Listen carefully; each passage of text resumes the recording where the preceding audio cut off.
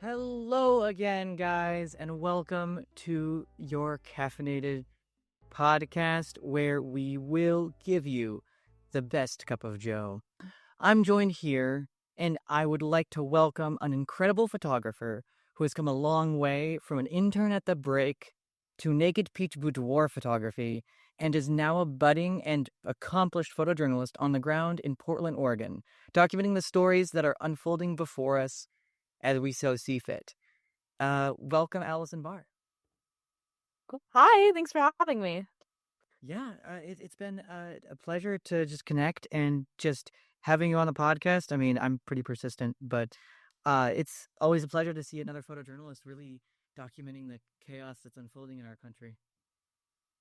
Yeah, it's been a wild couple of weeks, especially for Portland. So, Oh, I can yeah, imagine. yeah. When it comes to when it comes to the world of photojournalism, what do you find to be the most therapeutic for you? Oh,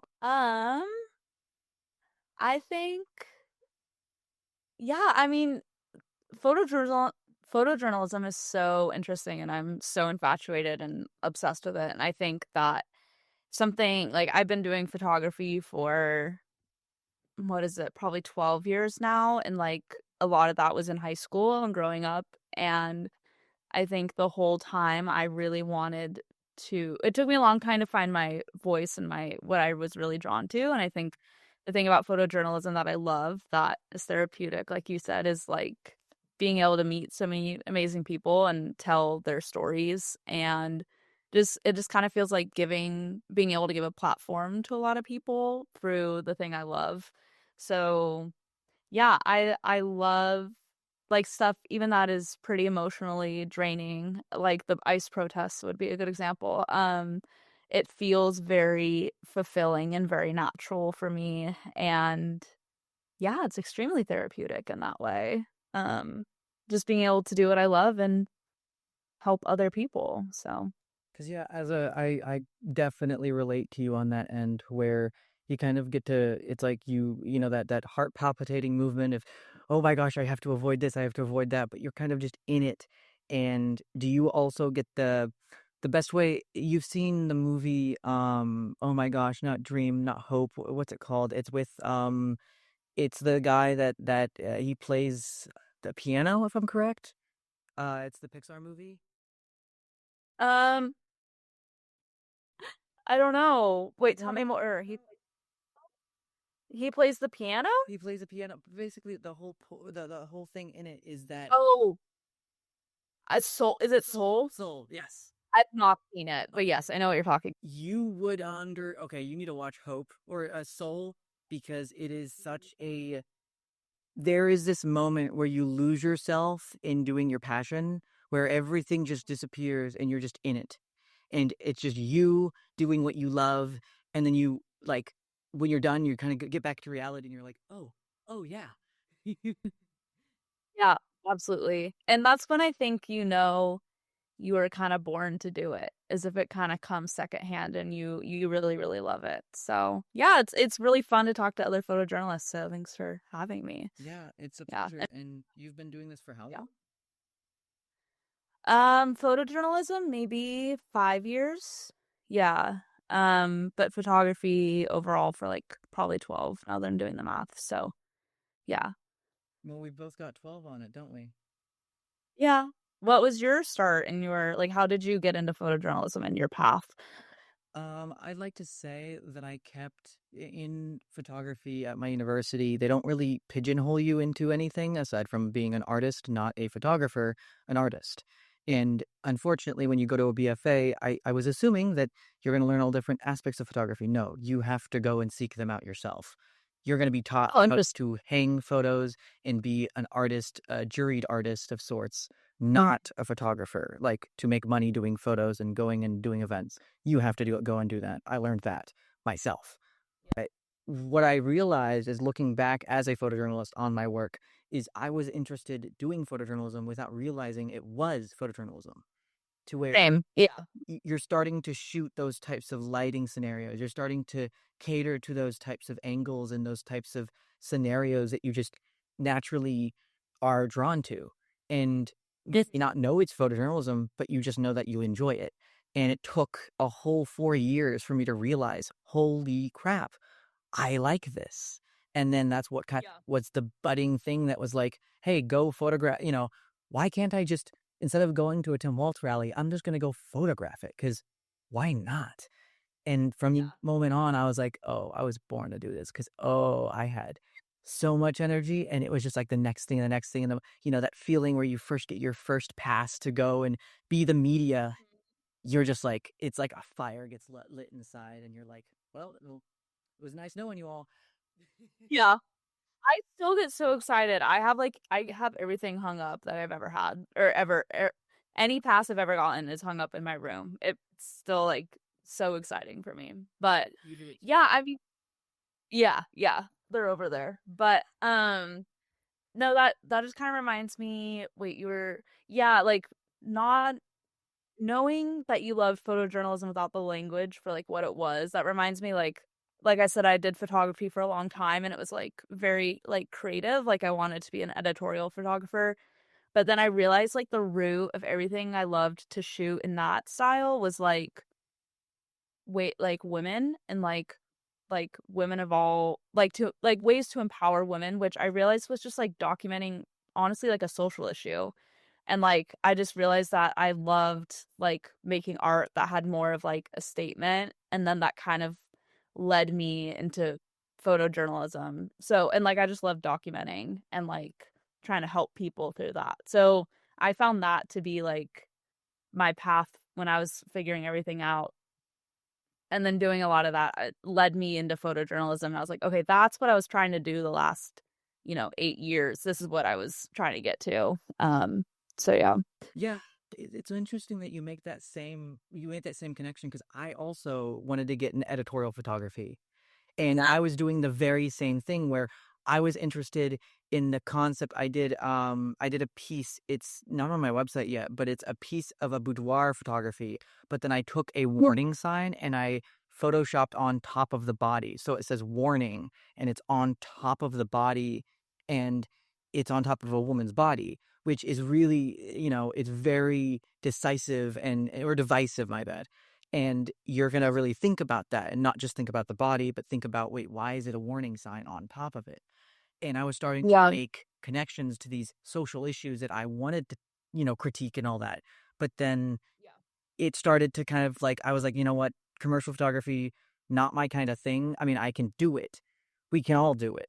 But it's just not like, it's like, I want to document, I want to tell a story. Yeah. Like doesn't like you have the skills but doesn't fill your cup up in the same way. Exactly. You can have all the light, you can have everything under control, but it's like, this isn't enough. Give me something else. Yeah, absolutely. Yeah, I feel that 100%. So, you do a lot of photojournalism, you're covering the ICE protests. How do you manage to like compartmentalize a lot of the things that you see? Because, I mean, we both have been there. I'd covered the election, you covered the election. You're covering the ICE protests.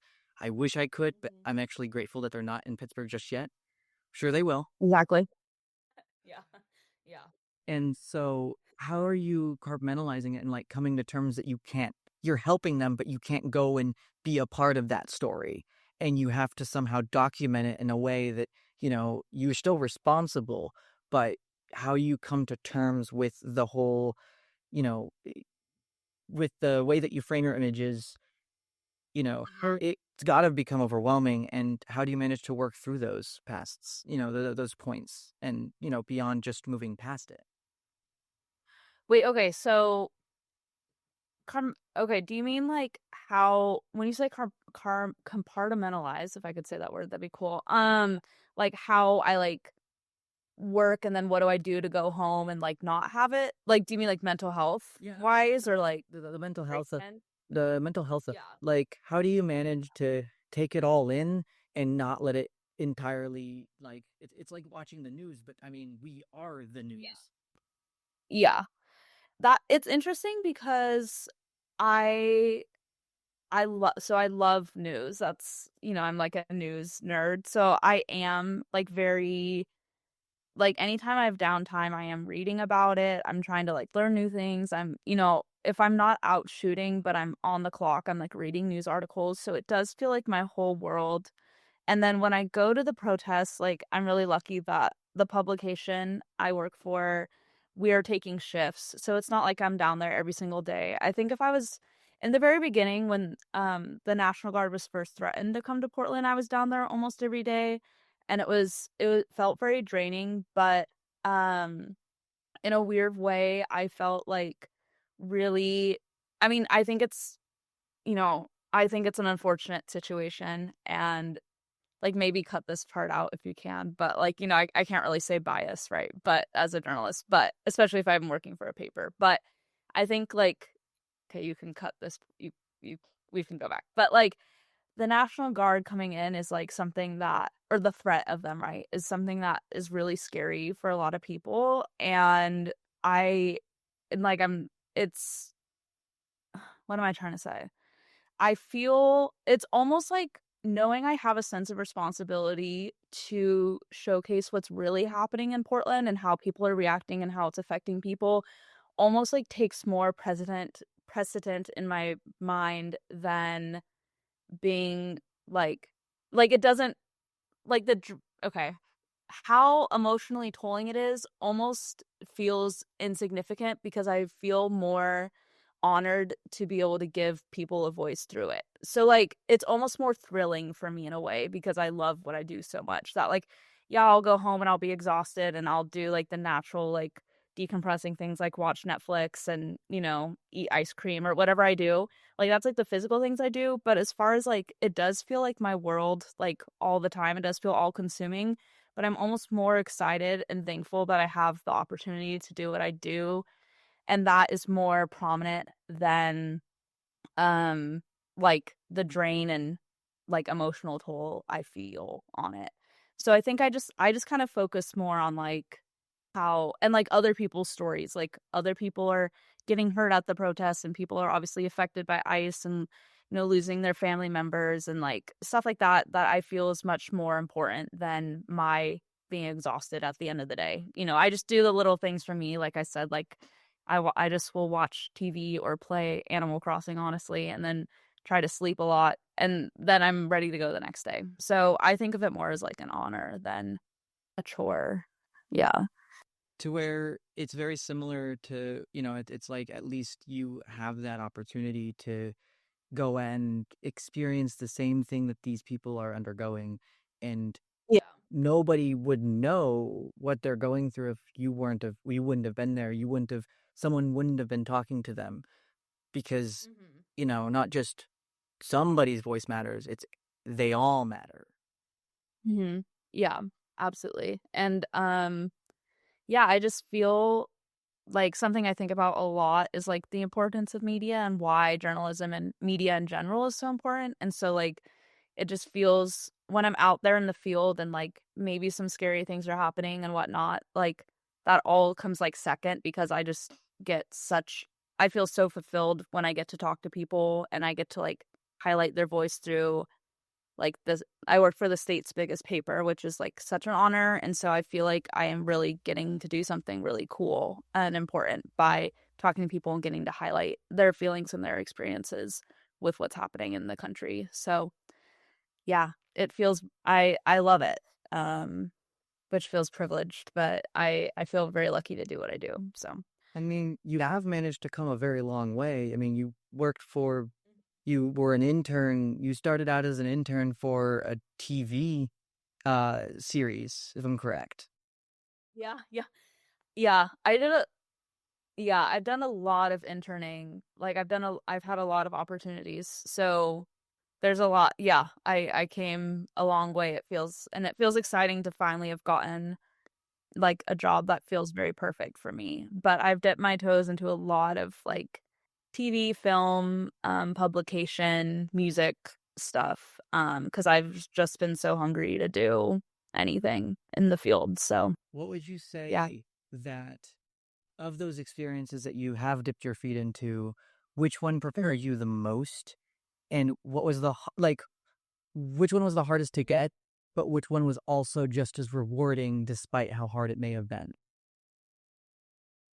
Oh, something I'm really proud of, and this was like years ago. This was before I graduated college, so I like hardly think about it. But I think the internship that was like, or the experience that was the hardest for me to get before the job I have now. I worked very hard to get the staff job I have now, but I interned at Billboard magazine in New York in Times Square. And that is like complete opposite of what I do now because it was like very editorial, but that felt really, really amazing. And I felt very lucky and emotional to like be like working. That was probably, yes, that was the first time I got paid to work for a publication, which felt like so exciting for me to be in a room, like in an office, surrounded by what I love, like all day, every day, which was just working in media and working for publications. And then on top of it, like Billboard, it was obviously a super competitive internship. Then I lived in New York and I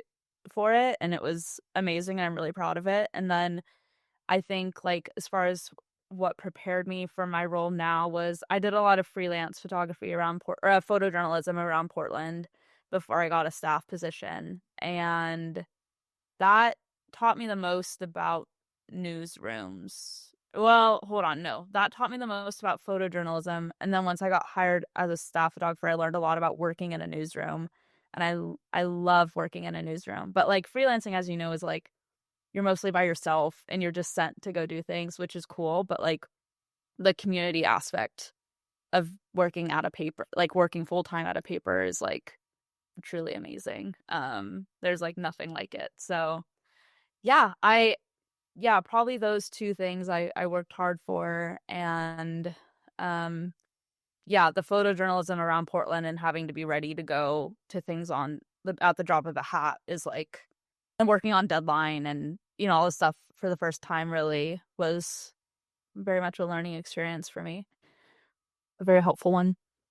That's incredible because I mean, I don't have that much experience there, but I mean, the freelance market is very lucrative, especially in Pittsburgh, because it's always everyone's a photographer. Not that it's a bad thing, but it's also like highly competitive. So I'm curious on like, I don't know what you know of where I'm at and whatnot, but I can tell you that my university did not prepare me whatsoever. And they, okay, cool. At least we both collectively know that. So when it comes to other students or possibly younger people than that, or even older people that are listening, what are some Yeah. advices that you have for parents, loved ones, or even the kids themselves that want to be where we both might be at? Yeah. I think like I this is really something I've talked a lot about lately because the coworkers I hang out with at my work, I've gotten really close to, and they're actually younger than me, which is really cool. So I've like, this is the first time in my life I felt like the older person who can give some advice. But like the biggest thing I would say, and like I see it in you 100%, and I see it in like the intern at my work that I've gotten close to is like 100%. I think this job is it's competitive. Freelancing's really competitive. If you're in a big city, it's interesting because there's more photographers, but there's more jobs.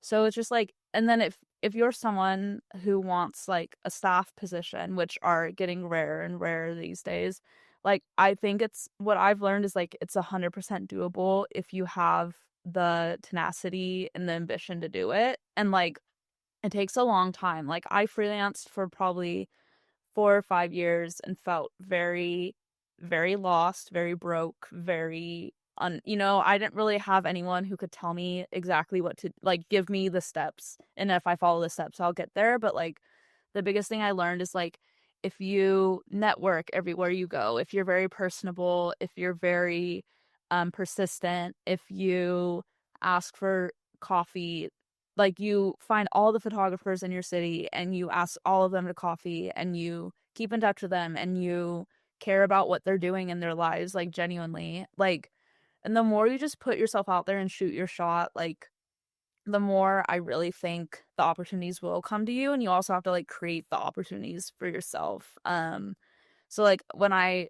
wanted to do photojournalism so bad, but I didn't have any opportunities, I like it took me like a year to get a hold of the editor at a paper in town, and that was my first like photojournalism um opportunity, was through this like weekly paper. And so that was me like trying to being persistent for like a year to that editor, being like, please, please, please. And then I finally got my first assignment through them. So I think you just, if you love it and you want it so bad and you're so hungry for it, like you're gonna naturally find ways for it. And like as far as like what you would tell your parents, like my parents were like they tell me now, they're like, we don't know what you were doing, we were very worried about you.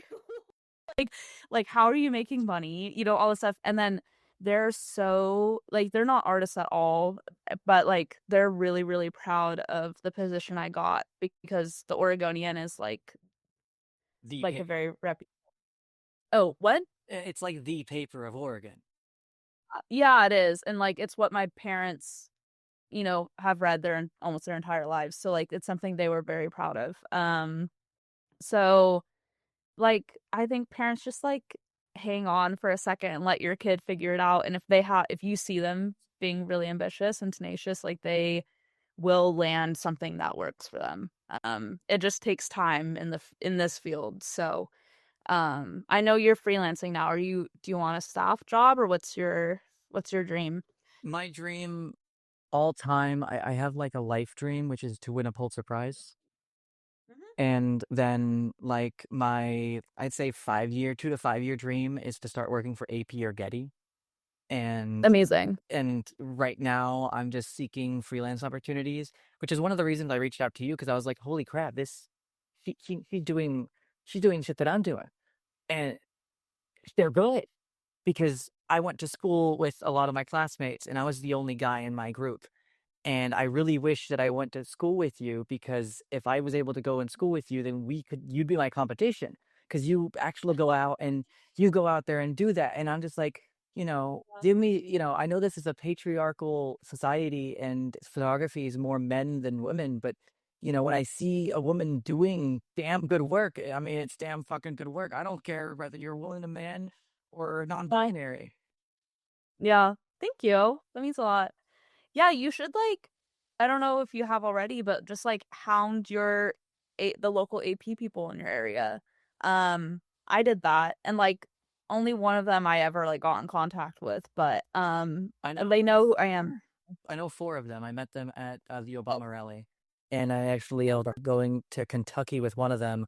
That'll be an episode for later, because I misplaced that episode. But I got to go out to Kentucky to go out to Boyd Station for a little bit, and I got to cover stuff out there. And it was just because Jeff Swenson was, as a friend of mine, he's been a little MIA and busy, but Justin Merriman, I know him, Stephanie. They're good friends, I'll say, and they've all shot for some really crazy people. I mean, hey, Jeff shoots for the New York Times, and Justin shoots for all the other big papers. I mean, I got lucky enough to be nationally printed with the New York Post. So Oh, yeah, congratulations. That's awesome. yeah, that was I think no, go ahead, sir. that was last October, but it was still like I did it. I did it, and it was Yeah. because I knew the writer, and I made friends with the writer, and the writer's there, and I'm like, "Do you need photos?" He's like, "I don't see Getty or AP. Here you go." Yeah, absolutely. And that's what's really cool is about when you make those connections. Like I 100% think they should be, and it sounds like for you too, like they should be genuine and like actually care about their lives and whatnot. But it's also like some stuff will come up where someone will be sick, or you are at the event and they missed it one, or like okay, a good example is my mentor at my job. I really really like idolize her, and she was on, like she had surgery and she was on leave for a while. And she told me, she was like, I texted her and I was like, I'm so sorry about your injury and your surgery, and what can I do and all this stuff. And she was so selfless. Her response was like, I'm so excited for you. I hope you get some really amazing opportunities because I'm out.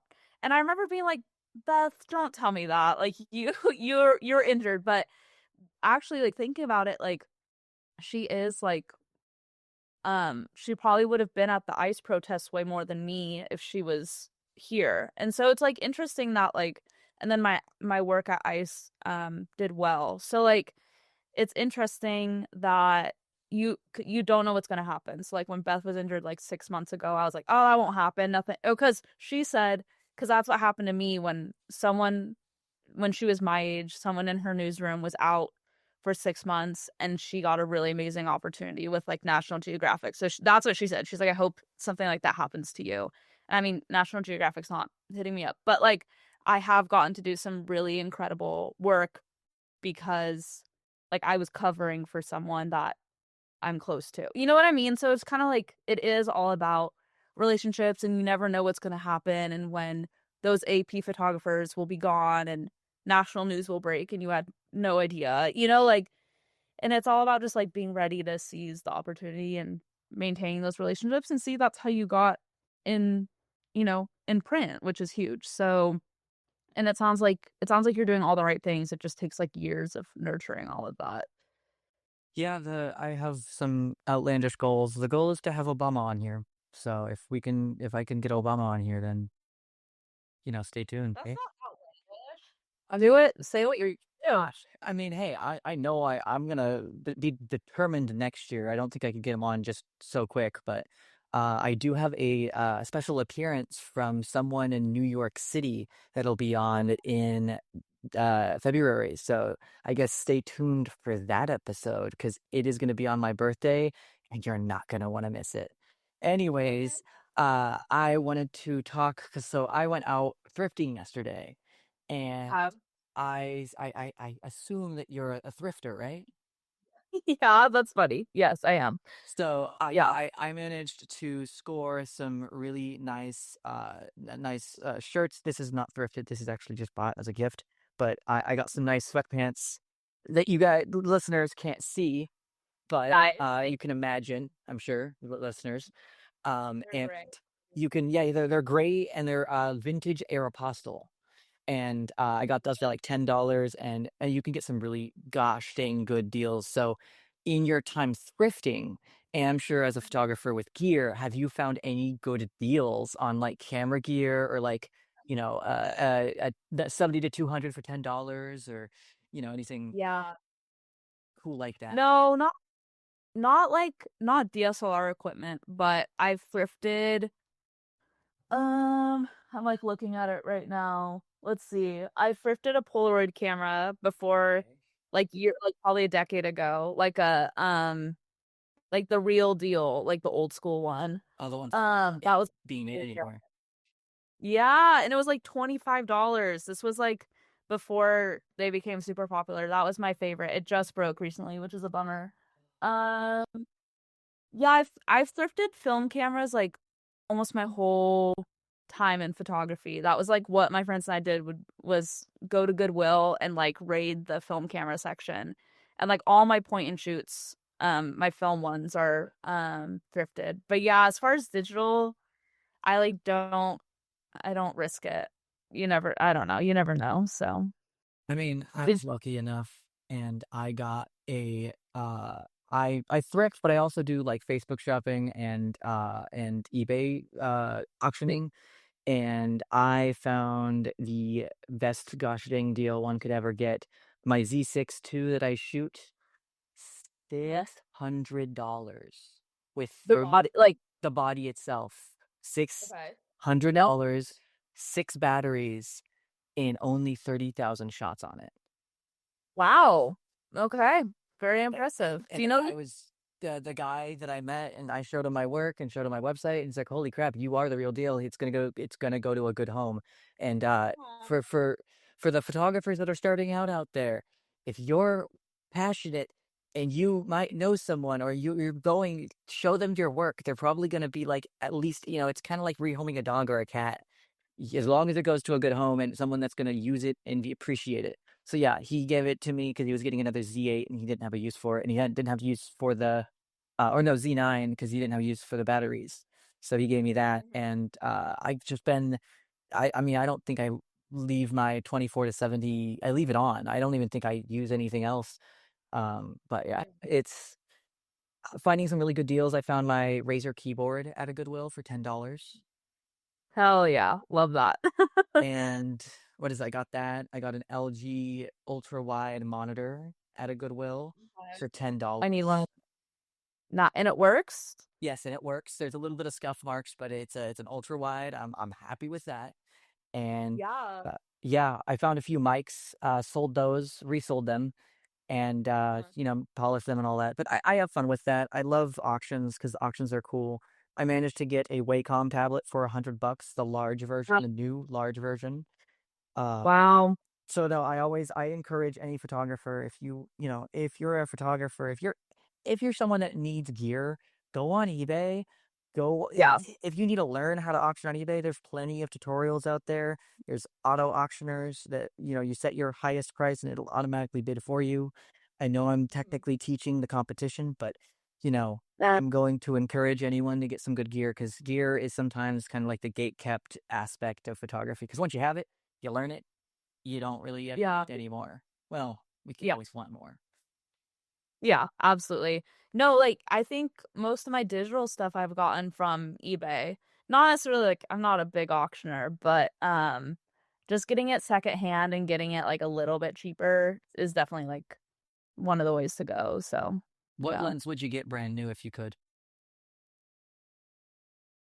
Oh, wow. Yeah, dream lens. What's your dream lens?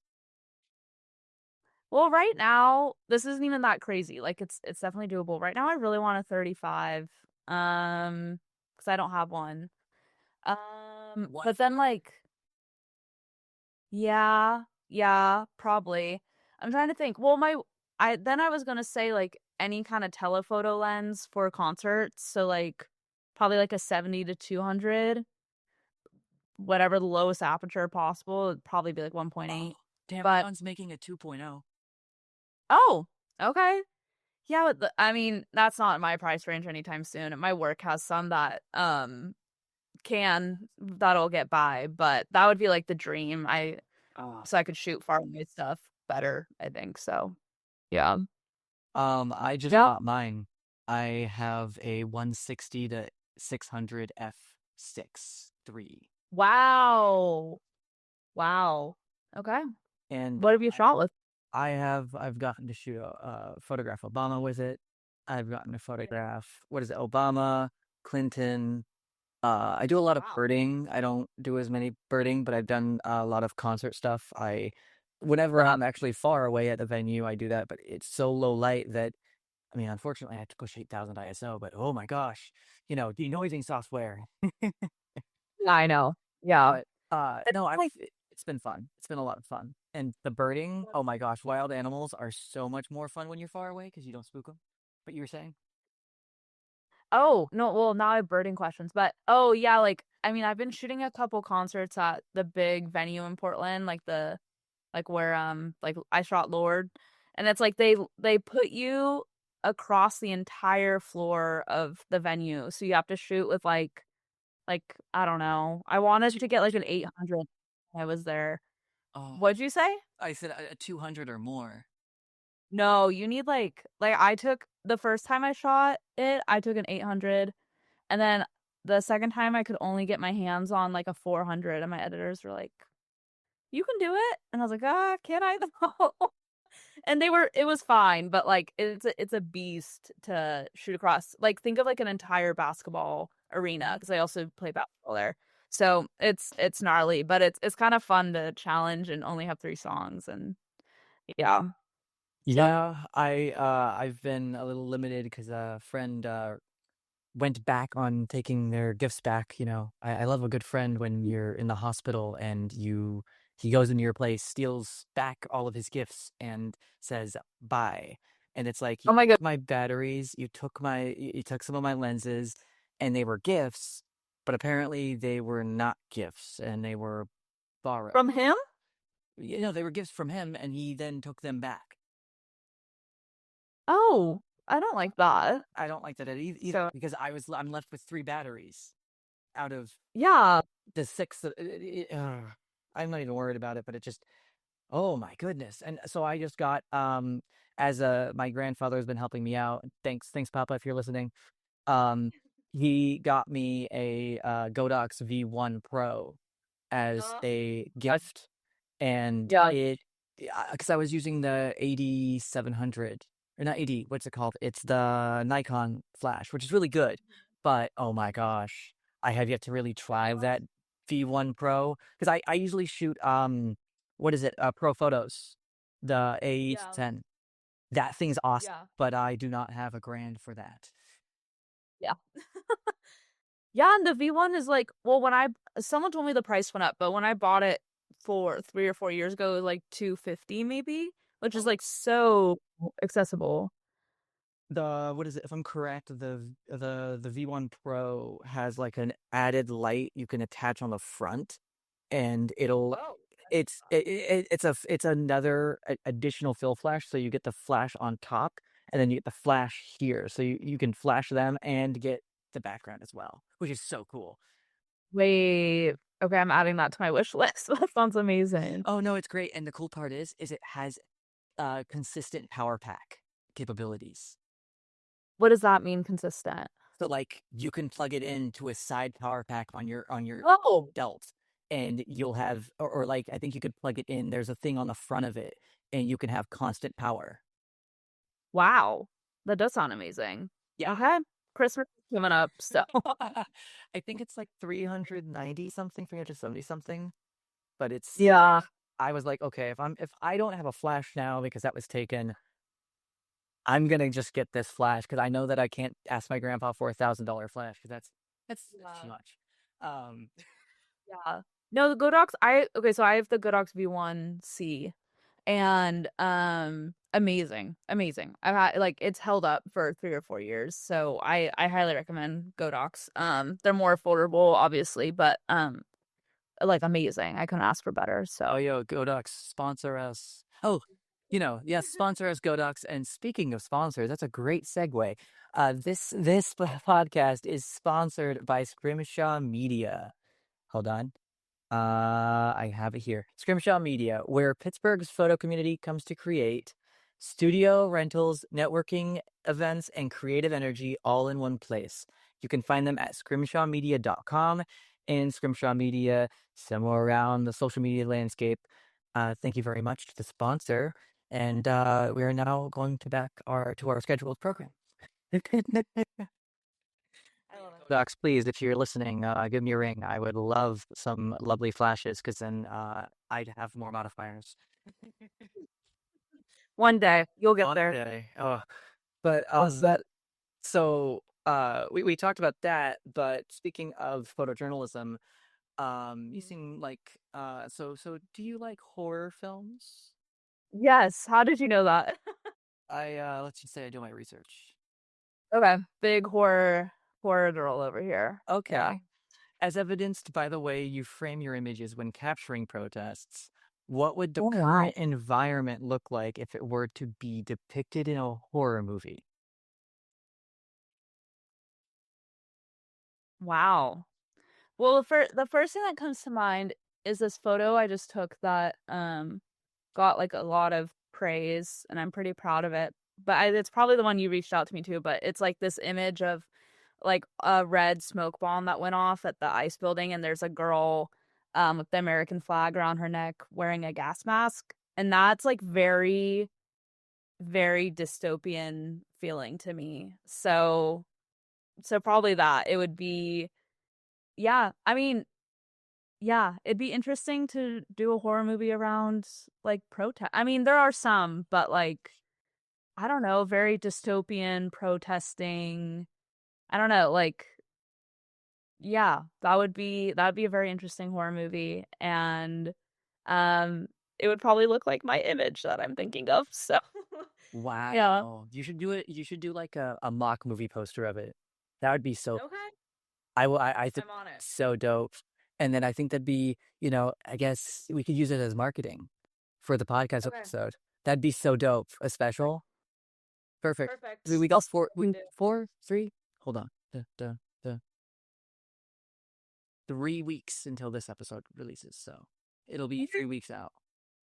Okay, I'll see I think the photo is technically owned by my paper, but if we wanted to look into it, we could look into it. So Yeah, no, I'll look at the budget of the podcast, whatever we bring in with monetary stuff, because we're sponsored. I mean, the sponsorship just gives me a studio and some cool, a great friend. He was on it last week, the week before last week, because I Frank on last week. Anyways, let me see. I'm gonna get an idea of time. All right, we're still good. Just had to make sure. cool. Go on. Oh no, I just don't know what you're gonna cut out, whatnot. So I'm like careful to like. Oh, no, no, I don't no. know. I usually it's really free form. Like I don't do a lot of cutting because I think that when it comes to the podcast, it's just kind of what is and is, and I've thrown some really crazy bits in, and I do a PR check just to make sure. But as long as you don't say a slur, don't say a slur. Not that you would, but in, I'll try not to. That's a joke. That's a joke. I would never. that was Okay. a joke. That was a joke, editors. But I mean, I feel like the goal of this podcast is to just humanize the professional, and if you go and cutting and snipping and all that, then you're more corporate than corporate. So I always try to like keep it very face value as human, and if we make a mistake or say the wrong thing, then it's at least that the other person on the other side of the screen is just as human as you are. That's you listener, you're human as much as we are. Yeah, which is it goes back to kind of like journalism ethics of just being like organic and not curated. So I like that a lot. I mean, it's kind of it was a brainchild of mine, and it was just such a cool little thing because it's, what I did is when I was a kid is when I first started really jumping into photography because I was a yearbook kid, and I was like, you know what? I just started shooting and shooting and shooting more. I was like, well, I'm going to bring my camera to school all the time. And people were like, no, don't do that. Don't do that.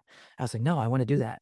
And I just kept shooting, and I was known as the camera kid, and people knew me as that. And I just, the next thing is I was like, wait, so if I'm a photographer, how do I know what to do? And what everything told me is go to the best person that's good at it. So I reached out to the local photographer, and then I just kept reaching out, and I always reached out at 16, hey, let's grab coffee. I want to learn from you. I like what you do.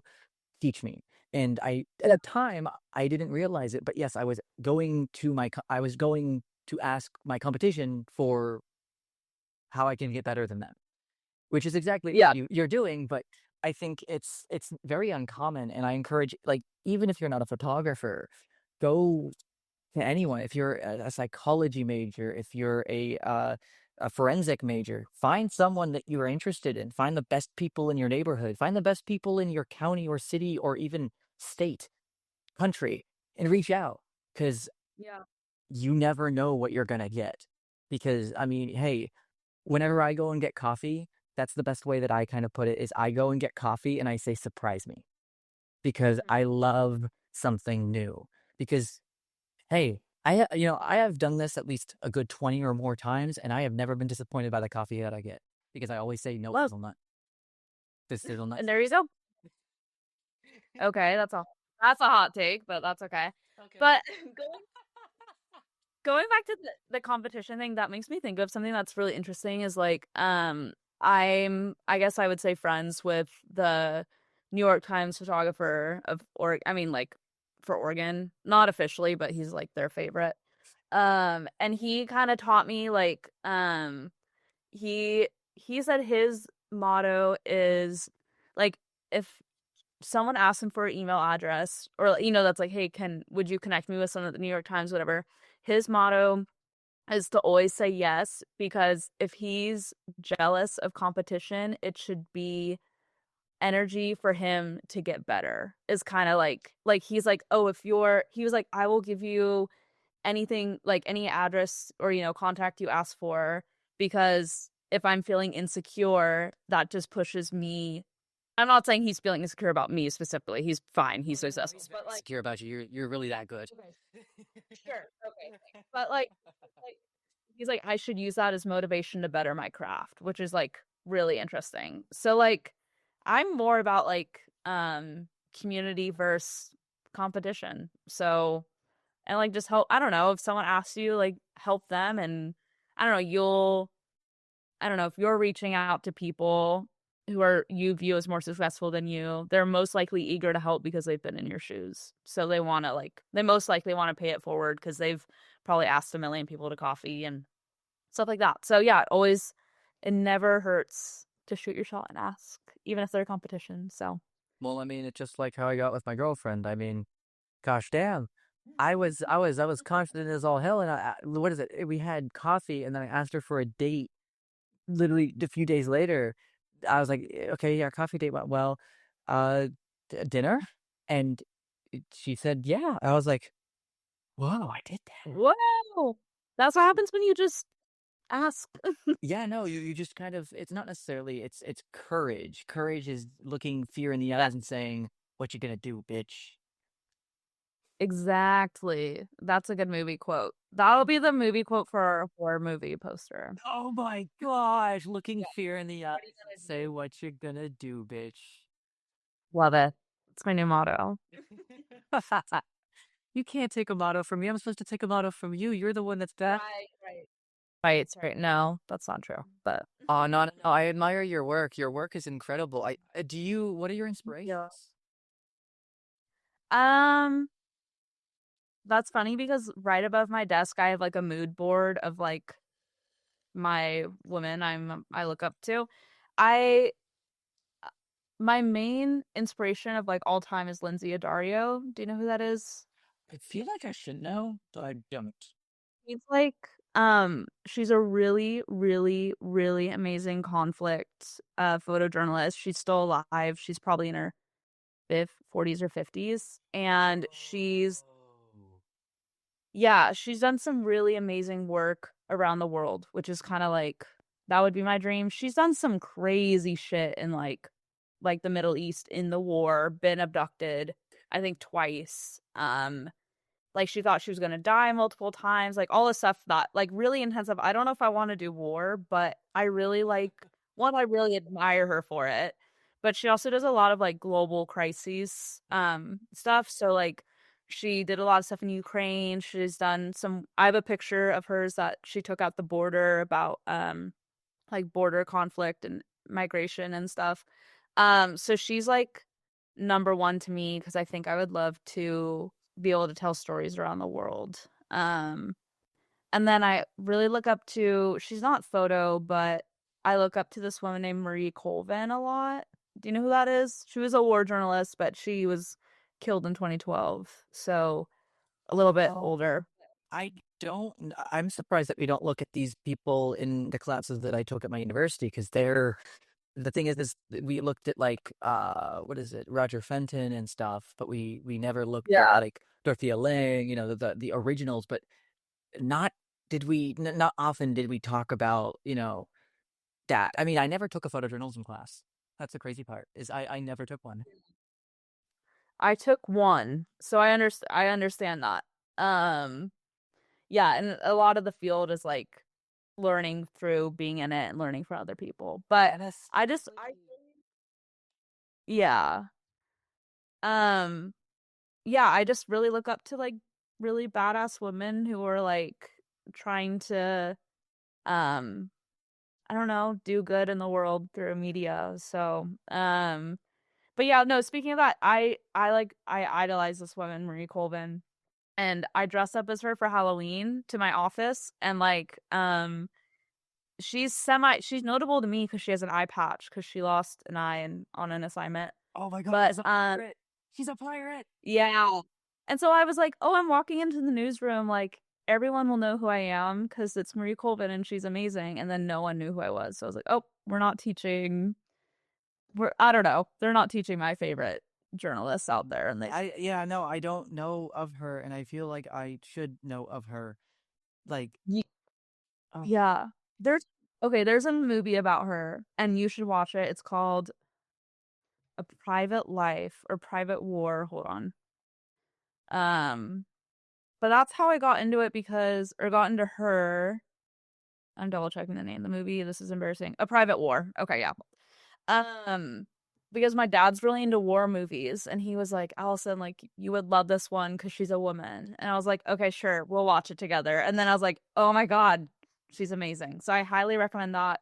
to everyone. And then Lindsay Addario should be, I think she's well known, but she should be more appreciated than she is. And like something for the listeners, Caleb and I talked about briefly before we started recording, like healthy relationships as a photojournalist, and that would be a really interesting topic because when I just went through, not just last year, I went through like a breakup from a long-term serious relationship, and like the number one thing that helped me through that was Lindsay Addario's book, about like, because she talks about relations and like your personal life as a journalist and all this crazy stuff. So that's for another episode. But it's she's super fascinating, and I look up to her a lot, and she's gotten me through personal stuff too, which is crazy. So It's funny you mentioned these photojournalists. So Jeff Swenson that I met along the political journey, he's been a huge advisor of mine and just support. And he told me that I reminded him of his best friend, Chris Oh, Honduras. okay. He went out. There's a movie called Honduras, Hondros.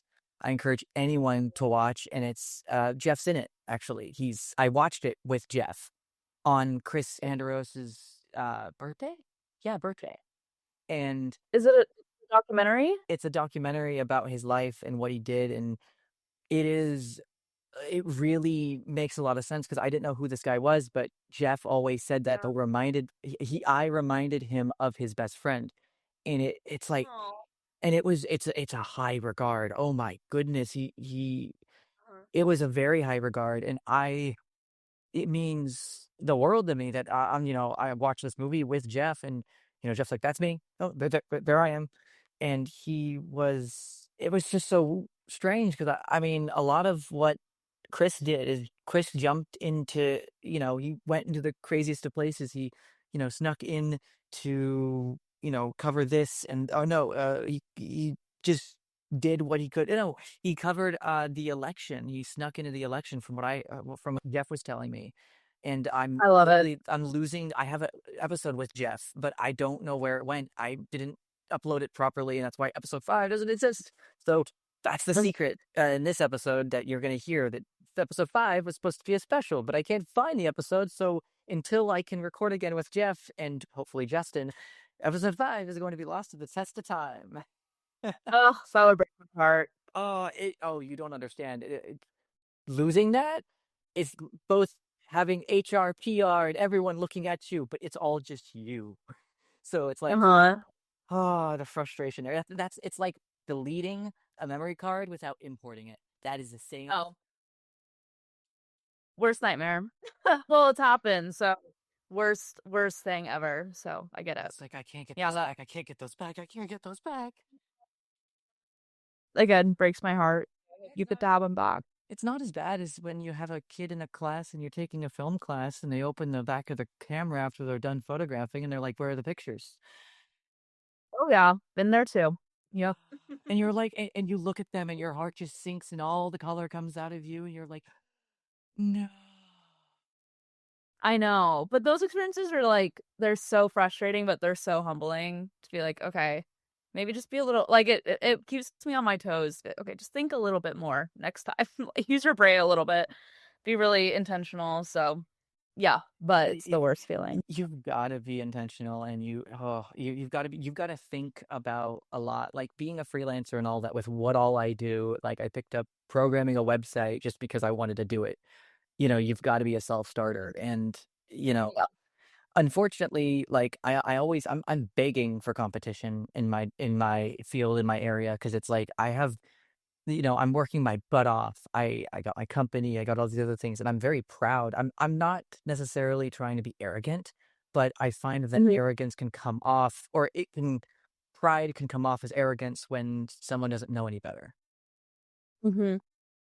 I mean, you should definitely, yeah, it's like it's a fine line, and yeah, I think women especially need to be more proud of themselves. But I think there's something really like, absolutely be proud of yourself and like all that you've done. And you can, like, I don't talk about a lot of my accomplishments, but I probably should. Like, I was kind of taught to keep that under wraps, but like, just like, even the most accomplished person in the world, like, I think always has something to learn too. So if you're proud but also know that like you have a lot to learn and you'll never stop learning, I think that's like then I don't think that comes across as being cocky.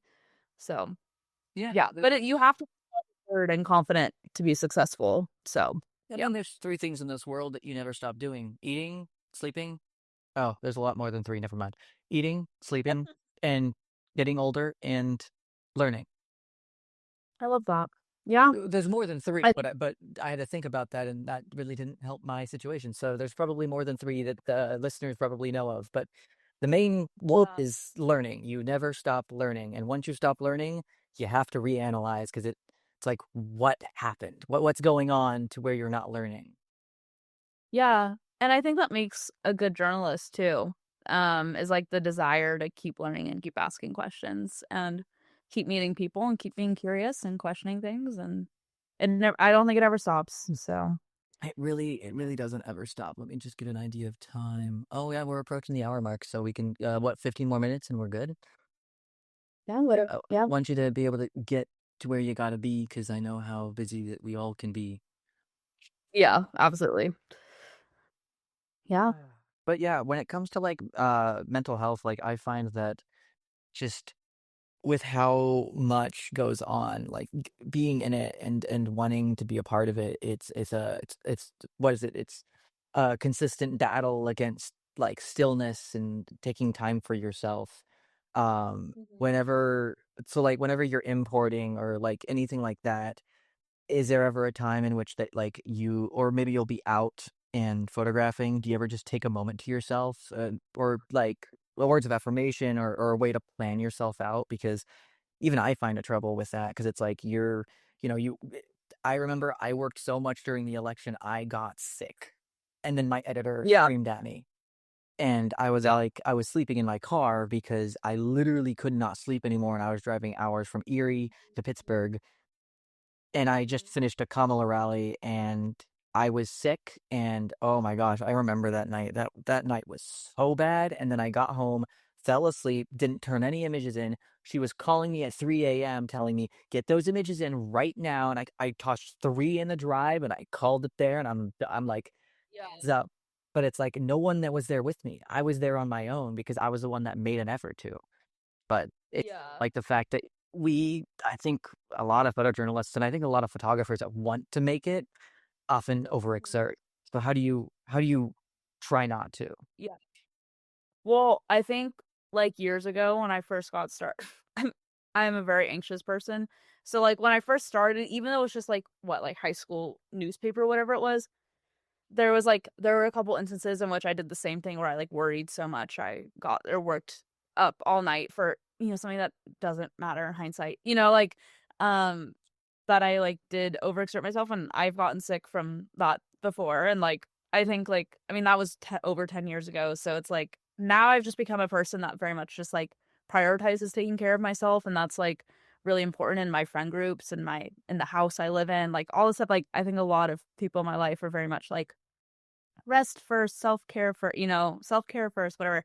But I remember like a good example of that is like, and that's probably why I don't feel burnt out and like why I do love, like I offered to do even more coverage at ICE. Because a lot of people at my work can't like get very overwhelmed there.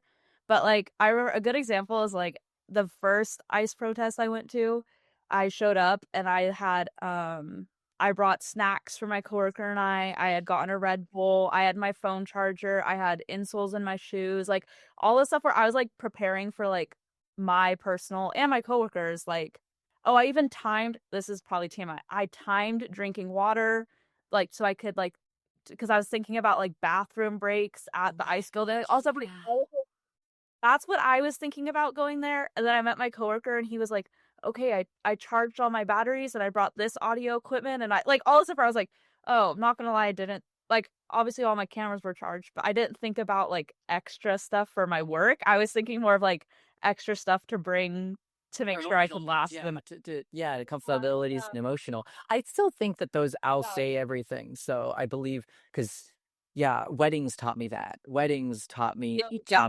bring snacks and be ready and get good rest because I Yeah. always say that if you don't take good care of yourself, how do you expect to be taking good care of the client? Yeah, exactly. And this is funny, but like the insoles in the shoes is kind of a game changer because I think like a lot of my older coworkers are like, "Oh, like it hurts to be out there for hours at a time and I want to sit down." And I mean, no one's saying that, but I think we're all feeling that. But having nice shoes and like I don't know, wearing a beanie so I felt more comfortable and I don't know, like wearing comfortable clothes and like it's such a game changer. I think maybe that helps me be able to focus more on images and not like, oh, I'm hangry right now. I wish I could go home kind of thing. So it definitely you need to prioritize that to be a good artist as well. Because you can't create good work if you're sleeping in your car and sick and needing to sleep and not turn in your photos. You know what I mean? Like, so that's, I mean, but I've been there too. That's not like dissing. That's like, we all do it, but we have to. We've Yeah, it's a learning experience, that's for sure. Yeah. To take care of yourself. Yeah, like listener, boy, this is gonna be a big thing. Like again, I'm gonna be honest with the listeners and say like I was in the hospital for about a week because I didn't take care of myself in the proper way, in the proper avenues. I stopped eating, I stopped sleeping. I just wanted to work. I'm a workaholic, and this is like the first time that I'm actually like not overworking myself because my girlfriend's like, no, no, no, no, no, rest today. You've done Yeah. enough. So literally, I'm probably yeah, off this. Probably gonna go relax because I've had meetings since 1, and I've been enjoying this, and I've just been a lot more calmer, and I think that for everyone's concern, I appreciate all y'all. I'm doing a lot better. Uh, Good medication. I'm very gonna be Good. very transparent. And one thing I've learned, at least, I'm sure you know, Allison, that when it comes to clients, they're gonna make sure that you're better because they want you to photograph more, as to working and overworking yourself. Because I was in the hospital and I wasn't worried about me. I was worried about my client. I was like, no, I want to make sure I can get there, and I couldn't. And after I got out, I had a friend reach out for me on my behalf that I had a medical emergency, and they're like, "Are you okay?" That's the first thing they messaged me, and I was just like, "Yeah, yeah, I'm good." They're like, don't worry about it. We have things coming up that you can shoot." I'm like, "But I wasn't there." They're like, "Don't worry about it. You're fine."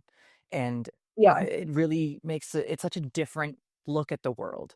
It's such a different perspective that I have now because it's like the professional world, that you see in movies and all that, they don't give a shit about that. But in the real Yeah. world, they do. They really do because we know how much work goes into that. And I think as professionals, we just want honesty.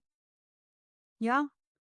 Yeah, and glad you're doing well and feeling better. And sometimes you need that little bit of a like, oh, that I really do have to listen to my body and relax between things to produce good work and all that stuff. But that also reminds me of like something I really value about my newsroom is like, these protests that we've been covering every day like do get violent, and they very much vocalized like if you're scared, you go. If you're like I got gassed a couple weeks ago and like oh, honestly, it's kind of fine. But like my coworker had a bad reaction to it and they were just like, okay, go. Like leave this. You don't need to be there. Like all stuff. Like I even got like some footage that was like a little too close. And my editors were like, okay, Allison, like you don't need to be right there. Like we'd rather you on the sidewalk and like all stuff.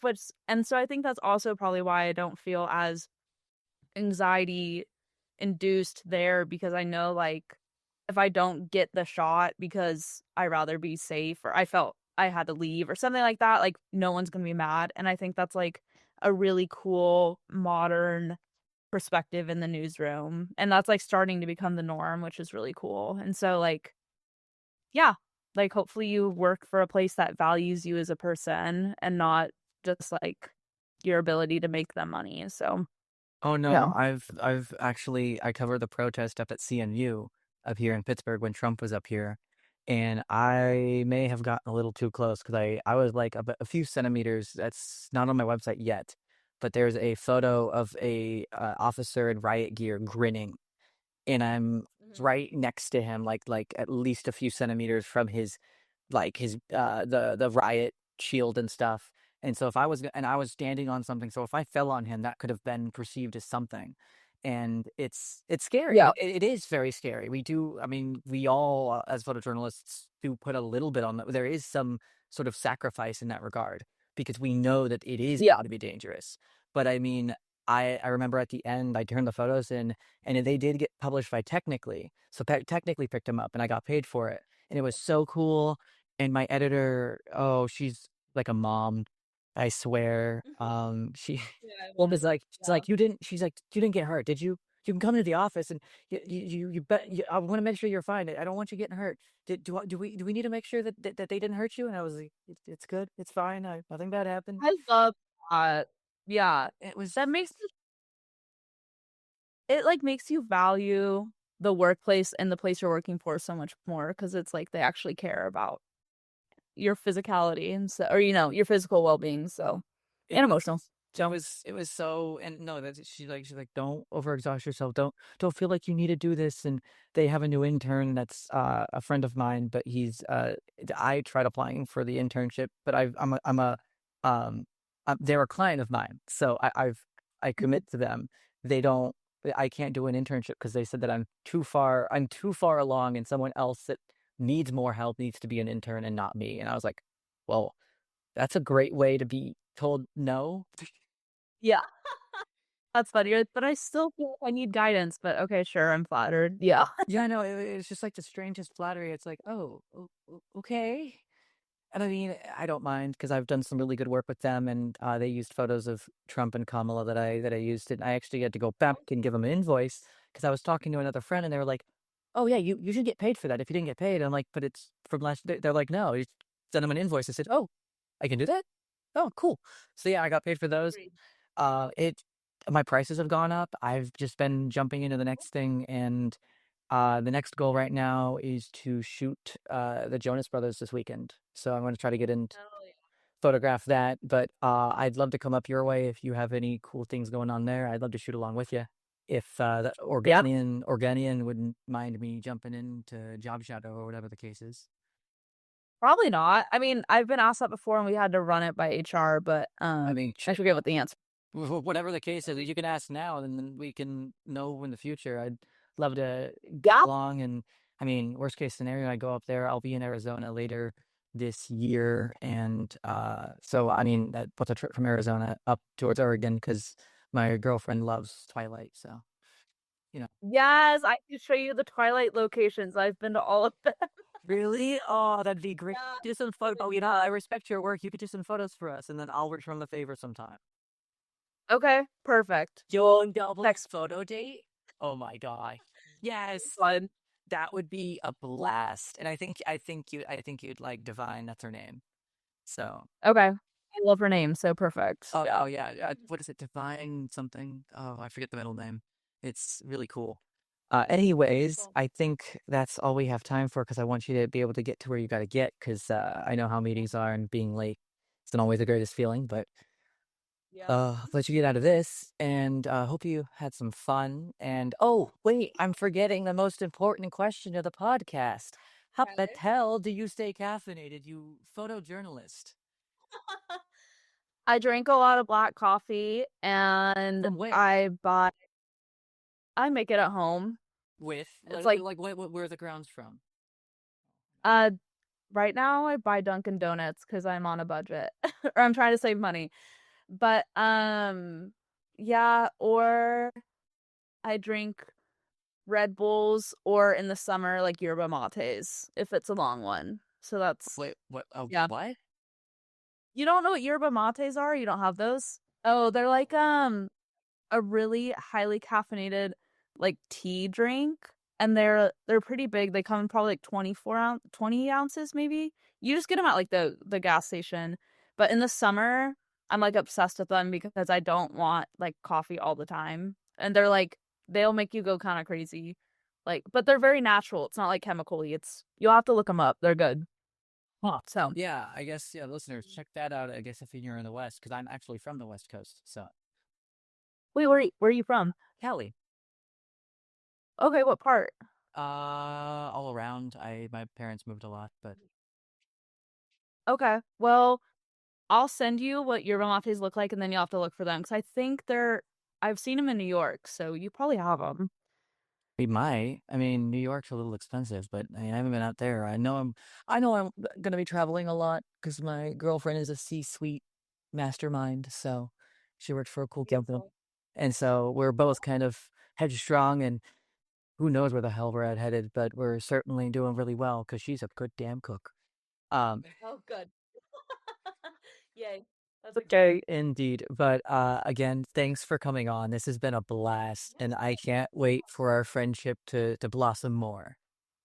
Yeah, I had a great time. Thanks for asking me to come on. So, Yeah, we'll talk more. I mean, obviously, we're gonna end the podcast here, but anyways, yeah. thanks for watching, guys, and or watching, listening, imagining, being here with us and enjoying this wonderful conversation.